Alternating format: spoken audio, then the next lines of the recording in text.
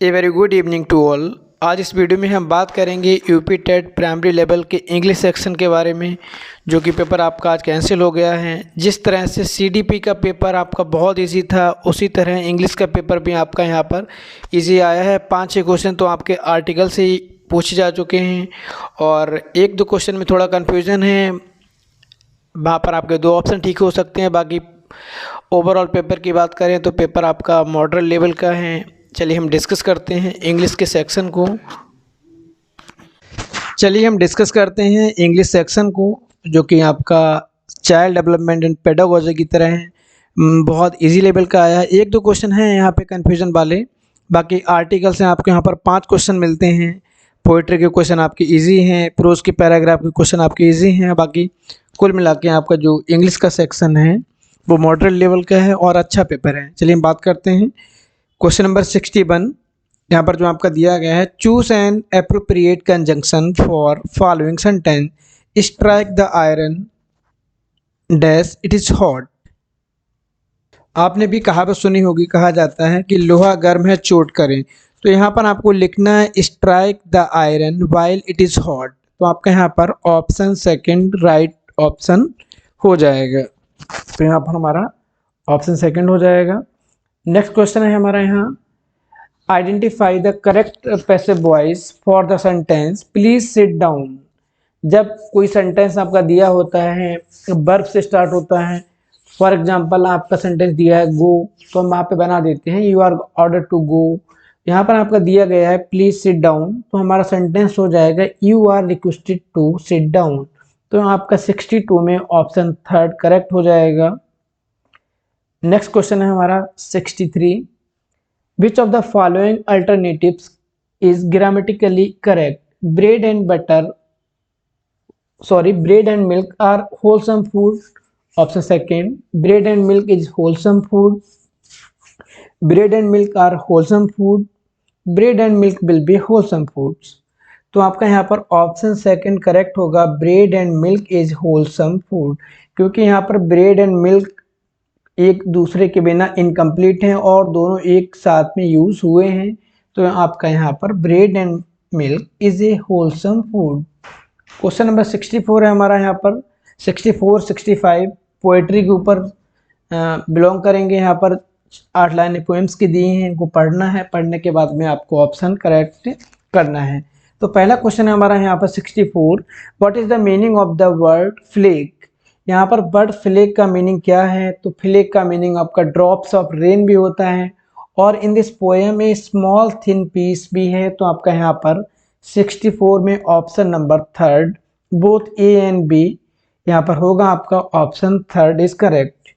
Question number 65 की बात करते हैं अब हम। डीप एंड कीप, यहाँ पर बात हो रही डीप एंड कीप। जब हम पोएट्री की बात करते हैं तो पोएट्री में राइमिंग वर्ड आपने सुने होंगे डीप एंड कीप, जिनके साउंड सेम हो उनको हम राइमिंग वर्ड बोलते हैं। तो आपका यहाँ पर option third is correct. Simile कहाँ पे होता है, जहाँ पे एज लाइक वर्ड का यूज होता है या तुलना होती है। मेटाफर में भी कंपेरिजन होता है, तो यहाँ पर कोई कंपेरिजन तो है नहीं, तो आपका यहाँ पर हो जाएगा deep and keep our rhyming word. Question number 66, the use of technology to enhance the learning process is called dash in education।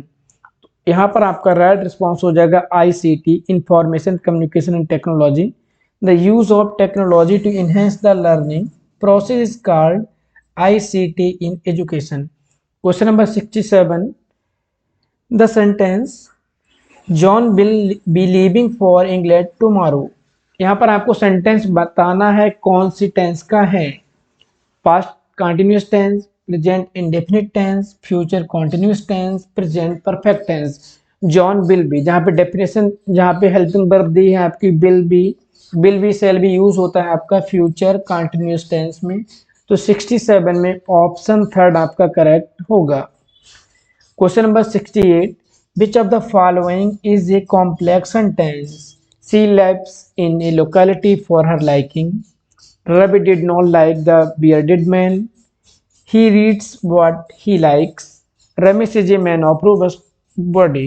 तो आपका यहाँ पर हो जाएगा option third, he reads what he like। यहाँ पर आपका what दिया है वो कंजक्शन है, ठीक है। क्वेश्चन नंबर 69 की हम बात करते हैं। The teacher in English medium school usually teach their students in. English medium school में जो टीचर होते हैं अपने स्टूडेंट्स को किस मेथड में पढ़ाते हैं? तो वो पढ़ाते हैं डायरेक्ट मेथड में। डायरेक्ट मेथड वो मेथड होता है जहाँ पर मदर टंग का यूज़ नहीं किया जाता है और इंग्लिश को डायरेक्ट वे में पढ़ाया जाता है without the help of mother tongue. Grammar translation method की जब हम बात करते हैं तो वहाँ पर हिंदी जो आपकी मातृभाषा होती है उसका भी यूज़ किया जाता है, बाइलिंगुअल मेथड में भी यूज़ किया जाता है। तो आपका यहाँ पर होगा डायरेक्ट मेथड। क्यों? क्योंकि डायरेक्ट मेथड में हम बच्चे को डायरेक्ट इन्वायरमेंट में इंग्लिश को सिखाते हैं, लर्न कराते हैं उनको, कैसे उनको डायलॉग बोलना है, कैसे उनको प्रोनाउंस करना है, तो वो टोटली इंग्लिश में ही होता है। क्वेश्चन नंबर 70 है हमारा यहाँ पर, find out the subject in the following sentence, the beautiful rainbow soon faded away. तो आपका यहाँ पर सब्जेक्ट और प्रेडिकेट, ठीक है, होता है जो सेंटेंस के पार्ट। तो आपका यहाँ पर द ब्यूटीफुल रेनबो पूरा आपका हो जाएगा सब्जेक्ट, मतलब ऑप्शन 4 आपका यहाँ पर करेक्ट होगा। Question number 71, supply the correct article in the following sentence, Raghu is one eyed man. अब यहाँ पर ओ लगा है तो आप ए लगाने की एन लगाने की कोशिश करेंगे, सोचेंगे कि एन आएगा, लेकिन हम यहाँ पर उसका मीनिंग देखते हैं, उसका साउंड देखते हैं, तो वन में जो साउंड है वो वॉवेल्स की नहीं आती है, तो हम यहाँ पर लगाएंगे Raghu is a one eyed man. Option A आपका करेक्ट होगा 71 में। क्वेश्चन नंबर 72 पे हम आएंगे, which of the following word is plural. यहाँ पर बात हो रही कौन सा शब्द प्लूरल है। चाइल्ड आपका सिंगुलर है, सेक्शन आपका सिंगुलर है, सॉल्यूशन आपका सिंगुलर है, आपका यहाँ पर कैटल सेकंड ऑप्शन करेक्ट होगा जो कि प्लूरल है। Question number 73, which of the following noun is an plural. यहाँ पर कौन सा नाउन प्लूरल है। न्यूज़ सिंगुलर है आपका, इकोनॉमिक्स, फिजिक्स, मैथमेटिक्स सब्जेक्ट है जो कि आपका सिंगुलर है, क्राइसिस आपका सिंगुलर है। जब आपका CRISES होता है तब वो होता है प्लूरल। तो यहाँ पर हम लेंगे टेनिस को, ठीक है, टेनिस को हम सिंगुलर लेंगे और टेनिस आपका सिंगुलर और प्लूरल दोनों में यूज होता है। क्यों? क्योंकि टेनिस को हम काउंटेबल नाउन और अनकाउंटेबल नाउन दोनों में यूज करते हैं।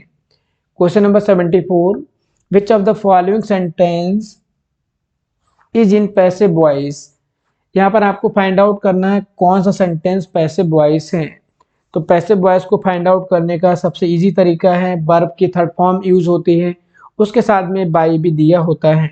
तो ऑप्शन 3 में आपको दिख रहा होगा, a letter was written by him yesterday. तो यहाँ पर थर्ड फॉर्म भी दिया गया है और आपका बाई भी यूज हुआ है, तो ये आपका पैसिव वॉइस है।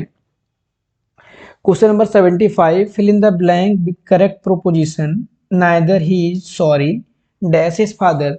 अब आपका स्टार्टिंग में दिया गया है नाइदर, तो सीधी सी बात है आपका यहाँ पर आएगा नॉर, नाइदर नॉर, आइदर और आपने सुने होंगे, तो यहाँ पर आपका आ जाएगा neither he is sorry nor his father.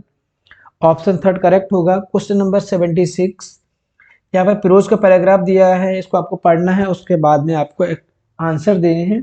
तो फिरोज का पैराग्राफ इजी है आपका, और आपने 10th में द गंगा लेसन पढ़ा है, उसी से लिया गया है। The Ganga is a symbol of, तो आपका यहाँ पर ऑप्शन 3 करेक्ट हो जाएगा। Ganga is a symbol of India's age long culture and civilisation. Option 3 correct होगा 77 में।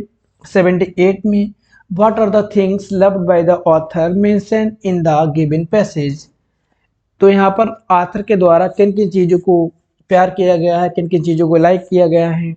तो ऑथर ने यहाँ पर लव किया है किसको, snow covered peaks and deep valleys of the Himalaya, बर्फ से ढकी हुई या बर्फ की चादरों से ढकी हुई पहाड़ियों को, और उसके साथ साथ में माउंटेन की गहरी खाइयों को। क्वेश्चन नंबर 79 है हमारा, fill in the blank with appropriate proposition in the following sentence, I must congratulate you dash your exam result. तो आपका यहाँ पर राइट रिस्पॉन्स हो जाएगा on, I must congratulate you on your examination result. जब हम किसी को कॉन्ग्रेचुलेशन करते हैं या देते हैं तो हम वहाँ पर ऑन का यूज़ करते हैं। Question number 80, fill in the blank with suitable article in the following sentence. Yesterday dash European called at my office. अब यहाँ पर यूरोपियन दिया है, ई से वर्ड स्टार्ट हुआ है, लेकिन अब हम यहाँ पर देखेंगे जो हमारा साउंड है वो या आता है यहाँ पर बाई का मीनिंग देता है, तो हम यहाँ पर ए लगाएंगे। yesterday ये European called at my office, option A correct होगा यहाँ पर। Question number 81, fill in the blanks with suitable article in the following sentence. Ganga is a sacred river. तो यहाँ पर आ जाएगा द गंगा, नदी का नाम है तो पहले द लगाएंगे, ठीक है, और दूसरा लगाएंगे a, the Ganga is a sacred river of India. तो ऑप्शन थर्ड आपका यहाँ पर करेक्ट होगा। Question number 82, fill in the blank with the correct conjunction. Walk quickly dash you will not overtake him. तो यहाँ पर हम सीधे यूज करेंगे walk quickly else you will not overtake him, option 4 correct होगा।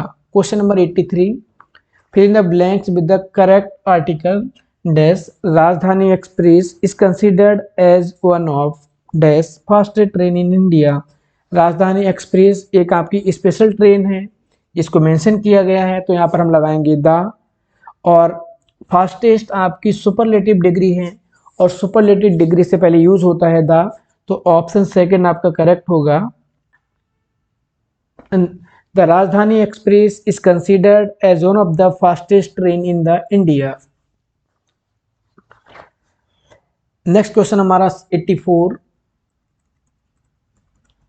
विच prefix can be use before all the following words. यहाँ पर कौन सा प्रीफिक्स है वर्ड है आपका जिसको हम इन चारों वर्ड से पहले यूज कर सकते हैं। तो आपने यूजली सुना भी होगा, नॉर्मली देखा भी होगा, इम्प्रॉपर, इम्पोलाइट, इमॉर्टल, इमूवेबल। तो आपका यहाँ पर 84 में फोर्थ ऑप्शन करेक्ट होगा। Question number 85, which of the following word is an abstract noun. जब हम बात करते हैं अब्स्ट्रैक्ट नाउन की, तो अब्स्ट्रैक्ट नाउन से हमको किसी भी चीज़ के भाव, उसकी फीलिंग, उसके आइडियाज़, उसके थॉट के बारे में फील करते हैं, तो आपका यहाँ पर हो जाएगा ह्यूमैनिटी, मानवता। ये तो आपका हो जाएगा 85 का थर्ड ऑप्शन करेक्ट। ह्यूमैनिटी आपका क्या है, अब्स्ट्रैक्ट नाउन है जिसको हम फील कर सकते हैं, जिसको हम महसूस कर सकते हैं, वो आपका होता है अब्स्ट्रैक्ट नाउन, जिसको हम हिंदी में बोलते हैं भाववाचक संज्ञा। Question number 86, plural of maximum is. Maximum का प्लूरल आपको बताना है, तो मैक्सिमम का प्लूरल आपका होता है मैक्सिमा, ऑप्शन फर्स्ट करेक्ट होगा। क्वेश्चन नंबर 87 में है आपका add the right suffix to the pluralize the word memento. Memento को आपको यहाँ पर प्लूरल बनाना है, तो मोमेंटोस में एस लगाते हैं केवल हम, लेकिन एस दिया नहीं गया है तो ई एस को लगाएंगे, ऑप्शन थर्ड आपका यहाँ पर करेक्ट होगा, mementos. Question number 88, identify the gender of the word Zarina. ठीक है, तो जरीना आपका फेमिनाइन जेंडर है, मतलब जरीना फेमिनाइन है, और अगर आपके यहाँ पर जार होता है तो जार होता है आपका मस्कुलाइन जेंडर। ऑप्शन ये आपका यहाँ पर करेक्ट हो जाएगा, क्योंकि ये आपका स्त्रीलिंग है जरीना, और अगर जार होता है तो पुल्लिंग होता है, तो उसको हम बोलते हैं मस्कुलाइन जेंडर। 88 का ऑप्शन फर्स्ट।